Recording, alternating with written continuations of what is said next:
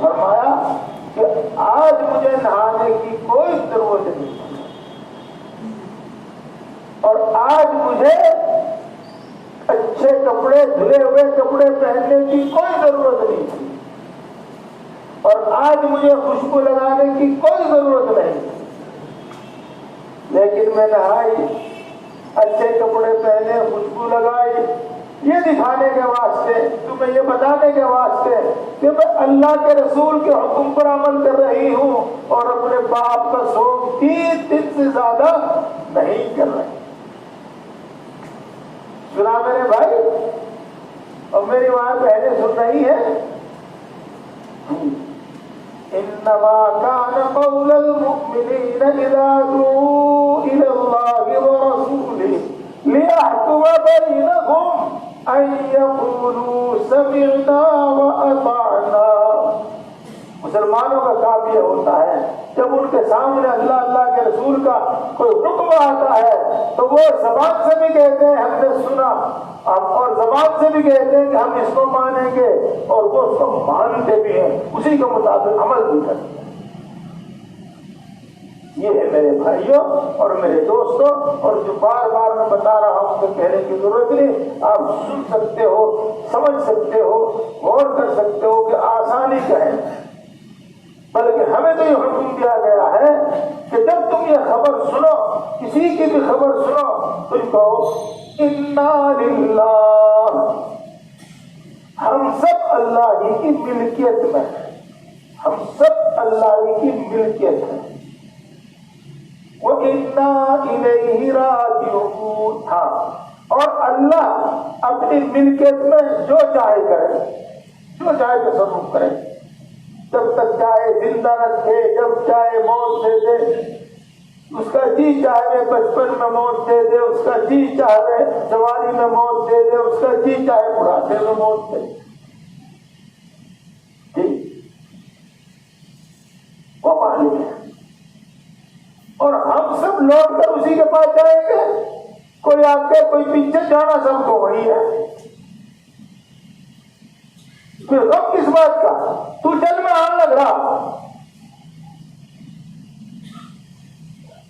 ارے بات یہ ہے اور سچی بات ہے، ویسی نہیں، ہاں تو جل میں آن لگ رہا۔ انا للہ و انا الیہ راجعون کا یہی مطلب ہے۔ دیکھو جب ہم قبرستان جاتے ہیں تو ہمیں کیا حکم ہے؟ السلام علیکم یا اہل القبور یغفر اللہ لنا ولکم انتم سلفنا ونحن بالاسر۔ یہی ہے نا؟ یاد ہے؟ نہیں یاد نہیں ہے، کیوں نہیں ہے بھائی یاد؟ ایسی بات نہیں ہونی چاہیے میرے بھائیوں، یہ باتیں یاد کرو۔ آپ میں سے سب جانتے تھے جتنے بیٹھے ہیں اس قابل ہیں جو یاد کر سکتے ہیں، ہاں یاد کر سکتے ہیں، ان کو یاد کرو، بلکہ ترجمے کے ساتھ یاد کرو۔ بات تو جب بھی ہے، السلام علیکم یا اہل القبور، اے قبر والو السلام علیکم، اللہ ہماری بھی مغفرت کرے اور اللہ تمہاری بھی مغفرت کرے، یغفر اللہ لنا ولکم، اللہ تمہیں بھی بخش دے اور اللہ ہمیں بھی بخش دے۔ سلام کیا، پھر ان کے لیے دعا کی، اپنے لیے بھی دعا کی، اور پھر کیا کہا؟ اپنے لیے بھی عبرت، ہاں تم آگے ہم سارے پیچھے۔ انتم سلفنا ونحن بالاسر کا مولوی لوگ کچھ بھی ترجمہ کریں، لیکن میں نے اس زبان میں ترجمہ کیا جس سے میرے مخاطب سب سمجھ لیں، بالکل ٹھیک ترجمہ ہے کہ تب آگے ہم سارے پیچھے۔ انتم سلفنا ونحن بالاسر کا یہی ترجمہ۔ تو میرے بھائی مومن کا تو یہ ہے، مومن کا تو یہ ہے، اور مومن کی سوچ سنیے میرے دوستو، مومن کی سوچ کا اثر یہ ہے کہ غم آدھا نہیں آدھے سے بھی زیادہ کم ہو جاتا ہے، آدھا نہیں آدھے سے بھی زیادہ ختم ہو جاتا ہے۔ جی سوچیں، تجربہ کریں۔ بعض مرتبہ بڑے غم میں مبتلا ہو جاتا ہے، بڑے غم میں، اور کوئی ایک بات بتا دیتا ہے، بس اس سے ایسی تسلی ہوتی ہے کہ دل کو سکون ہو جاتا ہے، دل ٹھنڈا ہو جاتا ہے۔ یہ باتیں وہی ہیں، یہ باتیں وہی ہیں۔ بہرحال ہمیں تو یہ تعلیم دی گئی ہے، ہمیں یہ تعلیم نہیں دی گئی ہے کہ ہم بار بار اس غم کو زندہ کریں۔ جی دیکھو، مسئلہ بھی معلوم ہوگا، بات بھی معلوم ہوگی۔ رسول اللہ صلی اللہ علیہ وسلم نے ارشاد فرمایا کہ اپنے گھروں کو قبرستان مت بناؤ، یعنی مردے اپنے گھروں میں مت دفن کرو، اور جو کچھ اس میں مصلحت ہے اور جو کچھ فائدے ہیں وہ تو اپنی جگہ، دو باتوں میں سے ایک ضرور ہوگی۔ ہاں، کیا گھر میں اگر قبر بنا لی تو اس کا یا تو یہ اثر ہوگا کہ ہر ٹائم ابا جی کی یاد آ گئی کہ ہر ٹائم غم میں مبتلا رہے گا، اتنے مرنے کا نہیں اتنے وہ غم جانے کا، یہ تو یہ اثر ہوگا۔ اور اس کا یہ اثر ہوگا کہ موت کا اور قبر کا ڈر بالکل ختم ہو جائے گا، اسی پہ بھاگے گا، اسی پہ کودے گا، اسی پہ بیٹھے گا، اسی قبر پہ بیٹھے گا، یہی اثر ہوگا۔ دونوں میں سے ایک ہوگا، اور دونوں میں سے کوئی سا ہونا نہیں چاہیے، نہ ایسا ہونا چاہیے نہ ایسا ہونا چاہیے، اسے قبرستان الگ بناؤ۔ اس لیے میرے بھائیوں اور میری پیاری بہنوں، یہ سب باتیں میں نے سنا کر آپ کو کیا ہوا اذان؟ اچھا ٹھیک، اب میں ختم کر دوں گا اس کو انشاءاللہ۔ یہ بتایا کہ ہر سال کسی کا غم نہیں منانا، نہ 40واں بلکہ نہ 30 نہ 40واں نہ برسی، کچھ نہیں منانا، یہ بات۔ اب ہمیں ہمارا نفس دھوکہ دیتا ہے، ہمیں شیطان دھوکہ دیتا ہے، ہمیں جاہل ان پڑھ دھوکہ دیتے ہیں، پڑھے لکھوں کو جاہل ان پڑھ دھوکہ دیتے ہیں، اور ہم ان کے دھوکے میں آ جاتے ہیں۔ ابھی اس میں کیا حرج ہے؟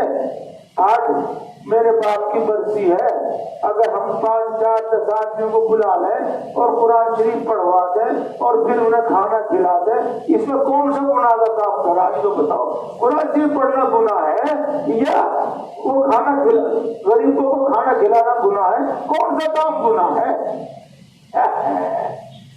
تو ان پڑھ، لیکن بھائی دیکھو بڑی دلیل سے بات کری اس نے، تو ہاں بڑی دلیل سے بات کری اس نے۔ اب ہم بتائیں گے سب اس میں کیا گناہ ہے؟ اس میں گناہ یہ ہے کہ ایسا نہ اللہ نے کیا، نہ ایسا اللہ کے رسول نے کیا، ایسا صحابہ نے کیا نہیں، ایسا امت کے نیک بندوں نے کیا نہیں، اس میں گناہ یہ ہے، بس بات ختم۔ نہ صحابہ نے ایسا کیا، نہ صحابہ کے بعد اللہ کے نیک بندوں نے ایسا کیا، اس میں گناہ یہ ہے۔ اور ایسے کام کو بدعت کہیں، ایسے کام کو رسم کہیں، ایسا مت کرو۔ اور صحیح بات یہ ہے کہ جہاں کھانے پلانے کی بات آ جاوے اور جہاں زور زبردستی اکٹھے کر کے قرآن پڑھوانے کی بات آ جاوے، وہاں تو بس کھانا پینا ہی رہ جاوے، اور نہ وہاں سے ثواب کی نیت رہتی اور نہ وہاں قرآن کی پڑھنا رہتا، سب ختم۔ تو چلو اچھا، میری ماں بہنیں بھی سنے، میرے بھائی بھی سنے، توجہ سے سنے، روزانہ قرآن پاک پڑھا کرو، اور روزانہ قرآن شریف پڑھا کرو، سورہ یاسین شریف پڑھا کرو، اتنا کام تو کر کیا ہی کرو، اور روزانہ 1 پارہ آدھا پارہ جو بھی آپ پڑھتے ہیں، اور سورہ یاسین شریف جو پڑھتے ہیں آپ، بتایا تھا آپ کو روزانہ پڑھنی چاہیے، بڑے فائدے ہیں اس کے، اس کو پڑھ کے اسی وقت لگے ہاتھ ثواب پہنچا دیا کرو، اور یوں دل میں سوچ لیا کرو، یہ زبان سے کہہ لیا کرو، اے اللہ جو کچھ میں نے پڑھا اس کا ثواب حضور اکرم صلی اللہ علیہ وسلم کی ذات بابرکات کو پہنچا دیجیے۔ اے اللہ ان کے طفیل سے تمام انبیاء کو، تمام صدیقین کو، تمام شہداء کو، تمام صالحین کو اس کا ثواب مرحمت فرما دیجیے گا۔ اے اللہ میرے باپ، میرے ماں باپ، میرے دادا دادی، میرے نانا نانی، سب کو اس کا ثواب مرحمت فرما دیجیے گا۔ اے اللہ میرے استادوں کو اس کا ثواب مرحمت فرما دیجیے گا، اور میرے شیخ مشائخ کو اس کا ثواب مرحمت فرما دیجیے گا۔ اے اللہ پوری امت مسلمہ کو اس کا ثواب مرحمت فرما دیجیے گا۔ بس روزانہ پہنچاؤ ثواب۔ اس کے واسطے کسی ایک دن مجمع لگانے کی ضرورت ہے، ضرورت ہے، ہر روز ہر روز۔ چلو اچھا، یہ بات تو ہو گئی۔ ہاں اب میں آپ کی زبان میں ہی کہہ دوں، جب اپنی زبان کو معلوم ہے تم پڑھے لکھے آدمی ہو۔ ابھی ایک بار پڑھا، قرآن شریف پڑھا، اتنوں کو ثواب پہنچا دیا، ان کے بچے میں آگے گا کیا؟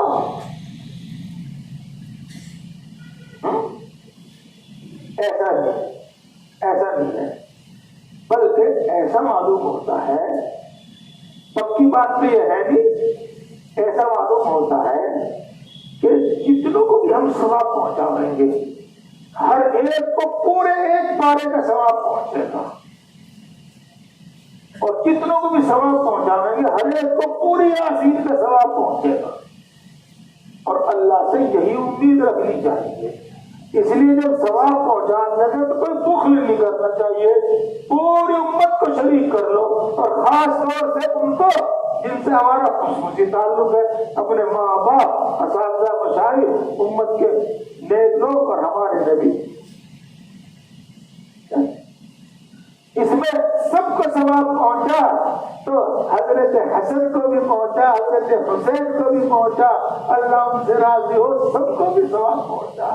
اور یہ نہیں کہ ہم 10 محرم سے 1 محرم سے 10 محرم تک سارا کام کر لیں، سال بھر بھید پوچھے نا کہ کون حسن اور کون حسین۔ یہ نہیں، ہم تو روزانہ یاد رکھتے ہیں، اور روزانہ اللہ کے رسول اور آل رسول کو ثواب پہنچائیں۔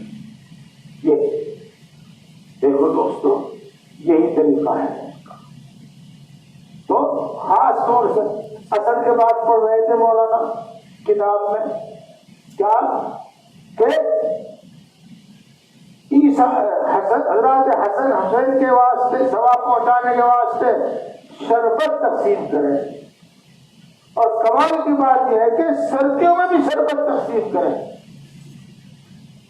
یہ ہے تو سردیوں میں شربت کا کیا مطلب؟ چلو سب گرمی میں تو پیاس لگ رہی، جتنا کلیجہ ٹھنڈا ہوگا اتنا زیادہ دل سے دعا نکلے گی، اتنا زیادہ ثواب ملے گا۔ لیکن اگر سردیوں میں ٹھنڈا گلاس پلا دیا تو دعا کہاں نکلے گی؟ وہاں تو ساری میرے جیسے کی تو ساری چھاتی جام ہو جائے گی، وہاں تو دعا کے بجائے بد دعا نکلے گی وہاں تو۔ لیکن پلانا شربتی ہے۔ اب تم سوچ لو، کہیں نہ کہیں داڑھ میں کالا ہے۔ ہاں وہی بات بتا رہے تھے کہ اس میں برے عقیدے کو دخل ہے، غلط عقیدے کو دخل ہے، اور وہ انہوں نے تو صاف صاف بتایا تھا، کتاب والے نے تو بتایا تھا صاف صاف، میں بتاؤں گا اس کو صاف صاف کہ حسین اور حسن کی پیاس آج تک نہیں بجھی۔ انہیں ٹھنڈا شربت پلاؤ جب بجھے گی ان کی سب پیاس۔ توبہ توبہ، اہل رسول اور حسن حسین کے بارے میں یہ خیال کہ آج تک پیسے پر رہے ہو، توبہ توبہ۔ اور پھر انہیں شہید بھی مانتے ہیں، اور یہ بھی ارے شہید تو اللہ کے نزدیک زندہ ہے، اور دوسرے مسلمان تو قیامت جب قائم ہو جائے گی، حساب کتاب جب ہو جائے گا، جب جاویں گے جنت میں اتنے برزخ میں رہیں گے، اور شہید جاوے کہ جنت میں جاوے گا، برزخ میں نہیں رہنے گا۔ وہ تو جنت میں جا بھی نہیں ہے، وہ تو بہت مستی لے رہے، تم کس جان میں؟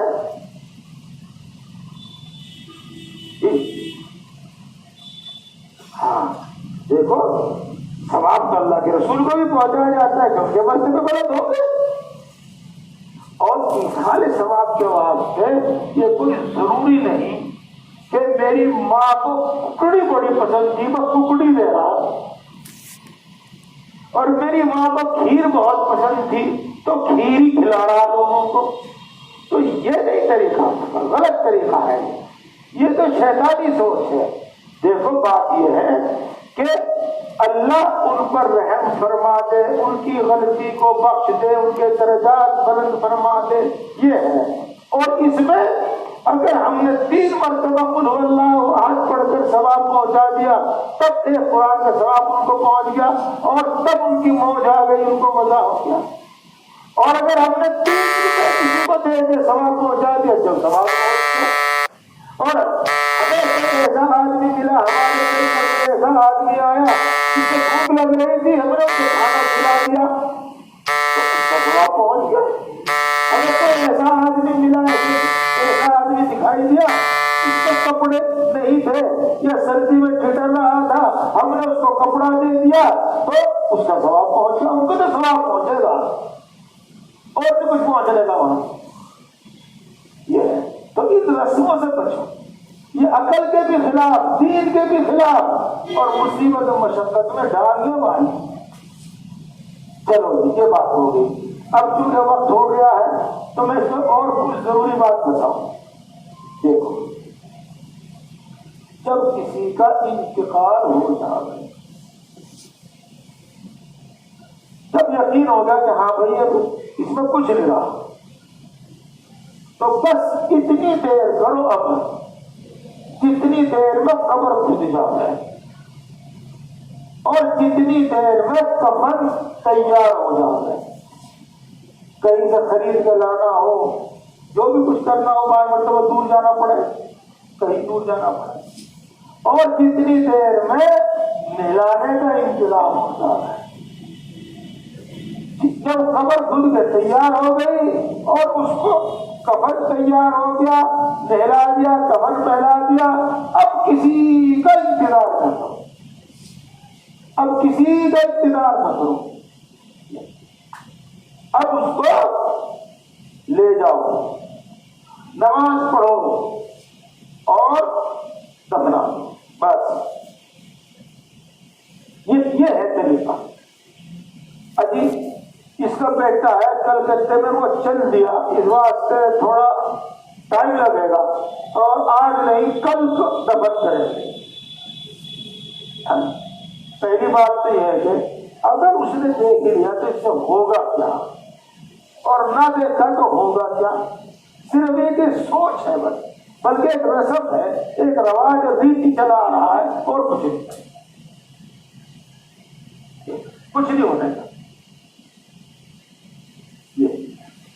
یہاں جب اس کے اولیاء موجود ہیں، مثلا دوسرے بیٹے موجود ہیں، جو بھائی موجود ہیں، ان کی موجودگی میں اس کو غسل کفن دیا گیا، ان کی موجودگی میں ان کی نماز پڑھی گئی، ان کی موجودگی میں اس کو دفن کیا گیا، بس حق ادا ہو گیا، سب کی طرف سے حق ادا ہو گیا۔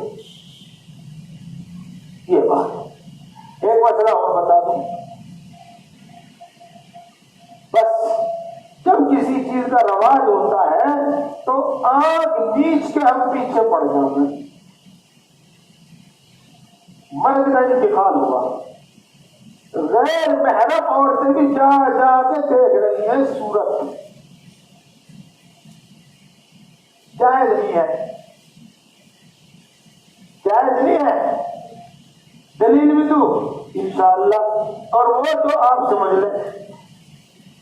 جب کسی محترمہ کا انتقال ہوتا ہے اور ہم اس کو قبر میں اتارتے ہیں تو اس کے اوپر کفن ہوتا ہے، اور کفن ہونے کے باوجود ہم صرف محرم اندر ہوتے ہیں، اور غیر محرم جتنے بھی ہوتے ہیں سب سے پردہ کر لیا جاتا ہے، چادر وغیرہ سے۔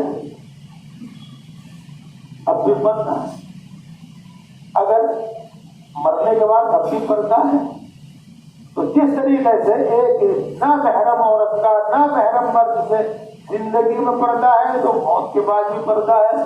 چہرہ مت دیکھو،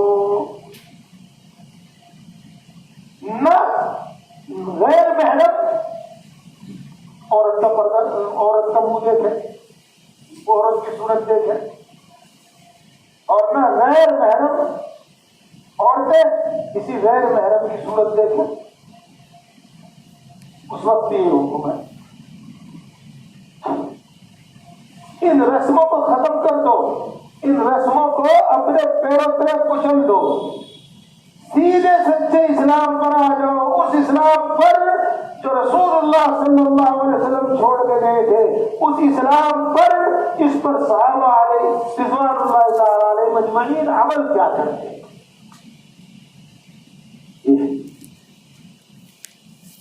اسی طرح میرے بھائیوں، میرے بزرگوں، میرے دوستوں، چلو سورج دیکھتے ہیں ٹھیک ہے، دیر تو نہیں کرنی چاہیے، لیکن اگلی بات سنیے، جہاں تک حیرت ہے کہ دیکھنے والوں نے دیکھ بھی لیا، لیکن کہیں کہیں ہم نے دیکھا ہے کہ قبر میں رکھنے کے بعد پھر اس کا منہ کھولا جاتا ہے، اب دیکھ لو بھائی، پھر دیکھ لو، آخری مرتبہ پھر دیکھ لو، جائز نہیں ہے۔ بلکہ یوں لکھا ہے علماء نے کہ جب اس کی نماز جنازہ ہو چکی ہوتی ہے نا، اس کے بعد اس کا دنیا سے واسطہ ہی ختم، اور اب اس کی صورت مت دیکھو، کوئی نہ دیکھو۔ اور یوں بھی لکھا ہے علماء نے، اللہ معاف کرے، اللہ معاف کرے، ایسا ہو سکتا ہے کہ نماز جنازہ کے بعد اس پر عذاب شروع ہو جاوے، اور اس عذاب کا اثر اس مردے کی اس لاش پر بھی آ جاوے، اور اس کا چہرہ وغیرہ بدل جاوے، بگڑ جاوے، یا کچھ اور ایسی بات ظاہر ہو، تو پھر اس کی طرف سے زندگی بھر بدگمانی رہے گی، اور ایک دوسرے کو، دوسرا تیسرے کو یہ بیان کرتا رہے گا، ارے وہ فلانا ایسا ہو گیا تھا، فلانے کے باپ کو ایسا ہو گیا تھا، یہ سلسلہ چلتا رہے گا، یہ ایسا نہیں کرتا۔ نماز جنازے کے بعد کسی صورت نہیں دیکھتی ہے، قبر میں رکھنے کے بعد صورت نہیں دیکھتی، اور دیر نہیں کرنی ہے۔ اب میں آپ کو ایک قصہ سنا کے پھر دوسری بات کرتا ہوں۔ حضرت مولانا شاہ برال صاحب نمبر اللہ محمد، میرے شیخ ثانی، ان کے یہاں ایک طالب علم پڑھتا تھا، اور حضرت کے یہاں ان مسائل پر، کیا تمام مسائل پر روک ٹوک بڑی بہت ہوتی تھی، تعلیم بار بار ہوتی تھی، جس سے یاد بھی رہے بات اور عمل کا جذبہ بھی پیدا ہو جائے۔ تو ان کے گھر سے فون آیا، تمہارے والد محترم کا انتقال ہو گیا ہے اور جلدی سے جلدی آ جاؤ۔ تو انہوں نے حضرت سے چھٹی لی، چھٹی دے دی حضرت نے، فرمایا بھائی جاؤ، لیکن فون کر کے یہ کہہ دو کہ میرے انتظار میں مردے میں دفن میں تاخیر نہ کی جائے، میرے انتظار کی وجہ سے دفن میں تاخیر نہ کی جائے۔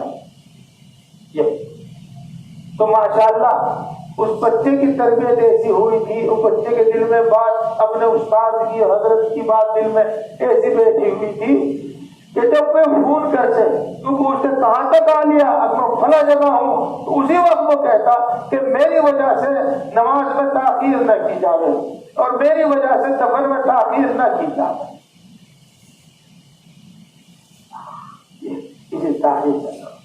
یہ بات ہے، اور دو تین بات میں اور کہتا ہوں، اور آپ بھی سنیں،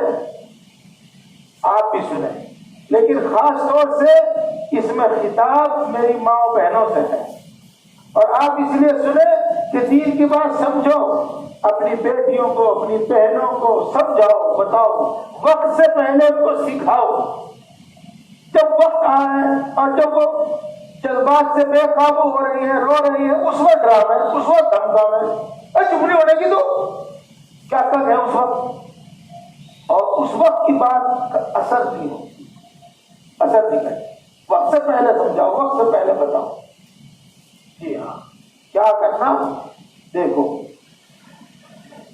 بیان کر کر کے ہرگز مت رو، اپنی چھاتی مت پیٹو، اپنے گال مت نوچو، اپنے بال مت نوچو، اتنی اونچی آواز سے مت رو کہ باہر غیر محرموں تک، دوسروں تک آواز جائے۔ ہاں پھوٹ پھوٹ کر رو، آنسو بہیں آنسو بہاؤ، رو لو، لیکن اس رونے میں اس کا دھیان رکھو۔ ایک بات آپ کو بتائیں،